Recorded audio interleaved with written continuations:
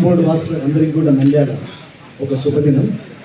ఎందుకంటే గతంలో కొన్ని ఫేక్ రిజిస్టర్స్ జరగడం వల్ల హౌసింగ్ బోర్డు సర్వే నెంబర్ మీద పెట్టి మొత్తం 537 కుటుంబాలు ఉన్నటువంటి మొత్తం ఇళ్ళన్నింటినీ కూడా రెడ్ లిస్ట్లో పెట్టడం జరిగింది.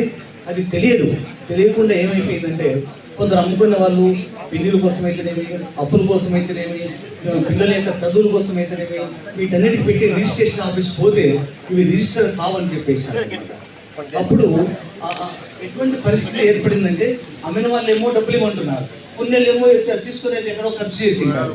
ఈ పరిస్థితిలో అందరం కలిసి ముఖ్యంగా ఈ రామకృష్ణ, తర్వాత నుంచి కృష్ణారెడ్డి, తర్వాత మురళి, తర్వాత కొంతమంది బ్యాంక్ మేనేజర్స్ ఉన్నారు, కేశవ్ గౌడ్, వీళ్ళందరూ కలిసి ఒక సమిష్టి ఏర్పడి మొత్తం దాన్ని క్విక్ ఎంత లాగా ఒక ఫైల్ తయారు చేసి చేయడం జరిగింది. తర్వాత మేమందరం కలిసి మంత్రివర్యులు ఫరూక్ సార్ దగ్గరికి వెళ్ళాం.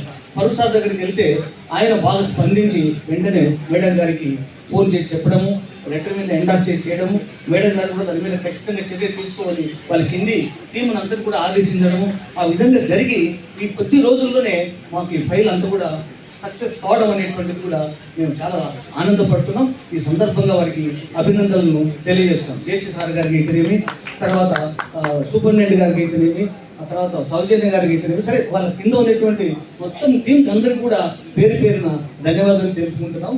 చాలా సంతోషంగా ఉంది మేడం. Thank you. ఇబ్బంది పడ్డారు దగ్గర 8 నెలలు. బట్ ఇష్యూ క్లియర్ చేయాలి, మళ్ళీ కింద నుంచి రిపోర్ట్స్ రావాలి, మొత్తం క్లియర్ చేయాలంటే ఫైనల్గా క్లియర్ చేశాము. డిస్ట్రిక్ట్ రిజిస్ట్రార్ కూడా చెప్పాం, మీకు మీద ఏ ప్రాబ్లం ఉండదు. Thank you.